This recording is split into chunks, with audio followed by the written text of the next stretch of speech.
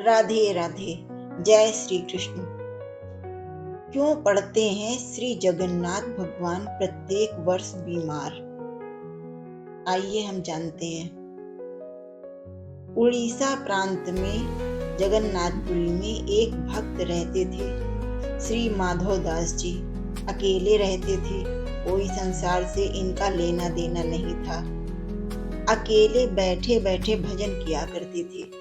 नित्य प्रति श्री जगन्नाथ प्रभु का दर्शन करते थे और उन्हीं को अपना सखा मानते थे। प्रभु के साथ खेलते थे। प्रभु इनके साथ अनेक लीलाएं किया करते थे। प्रभु इनको चोरी करना भी सिखाते थे।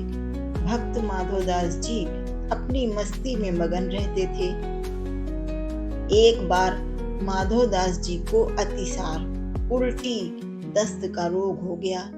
वह इतने दुर्बल हो गए कि उठ बैठ भी नहीं सकते थे। पर जब तक ये इनसे बना, ये अपना कार्य स्वयं करते थे और सेवा किसी से लेते भी नहीं थे।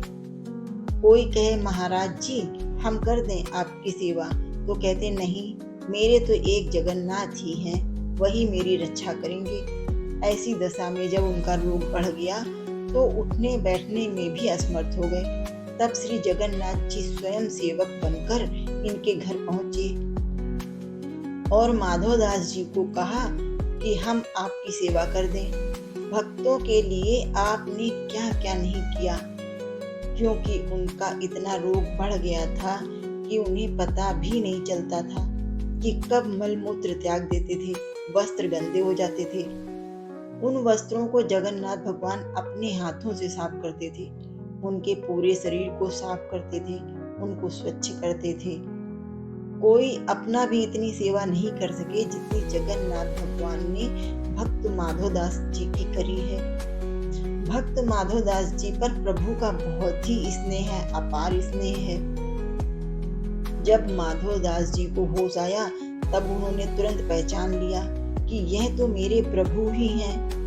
एक दिन श्री माधवदास जी ने पूछ लिया प्रभु से, प्रभु आप तो त्रिभुवन के मालिक हो, स्वामी हो, आप मेरी सेवा कर रहे हो।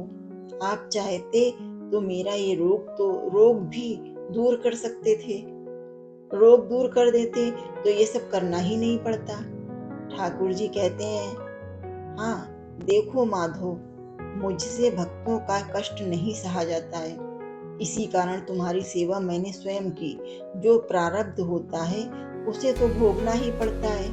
अगर उसको काटोगे तो इस जन्म में नहीं, पर उसको भोगने के लिए फिर तुम्हें अगला जन्म लेना पड़ेगा। अगर उसको काटोगे नहीं तो इस जन्म में तो तुम्हें अगला जन्म फिर से लेना पड़ेगा। और मैं नहीं चाहता कि मेरे भक्त को जरा से प्रारब्ध के कारण अगला जन्म फिर लेना पड़े, इसलिए मैंने तुम्हारी सेवा की। लेकिन अगर फिर भी तुम कह रहे हो, भक्त की बात मैं टाल नहीं सकता।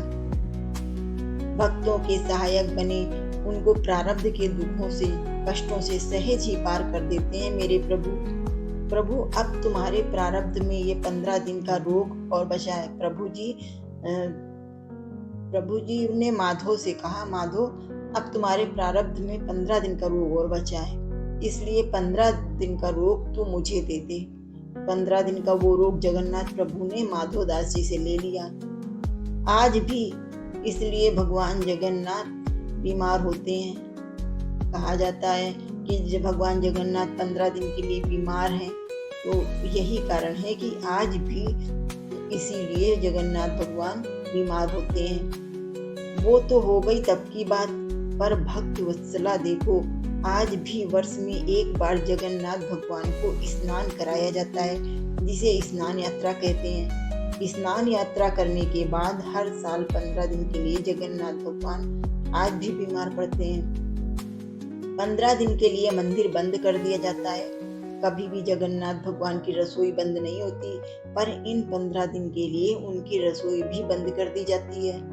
भगवान को 56 भोग नहीं खिलाया जाता। बीमार हो तो परहेज तो रखना पड़ेगा।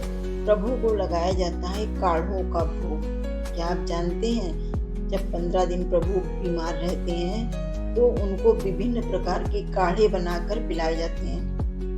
15 दिन जगन्नाथ भगवान को काढ़ों का भोग लगता है। इस दौरान भगवान को आयुर्वेदिक काढ़े का भोग लगाया जाता है। जगन्नाथ धाम मंदिर में तो भगवान की बीमारी की जांच के लिए हर दिन वैद्य भी आते हैं। काढ़े के अलावा फलों का रस भी दिया जाता है। वही रोज शीतल लेप भी लगाया जाता है। बीमार के दौरान उन्हें फलों का रस, छेना का भोग लगाया जाता है और रात में सोने से पहले मीठा दूध अर्पित किया जाता है। भगवान जगन्नाथ बीमार हो गए और अब 15 दिनों तक आराम करेंगे।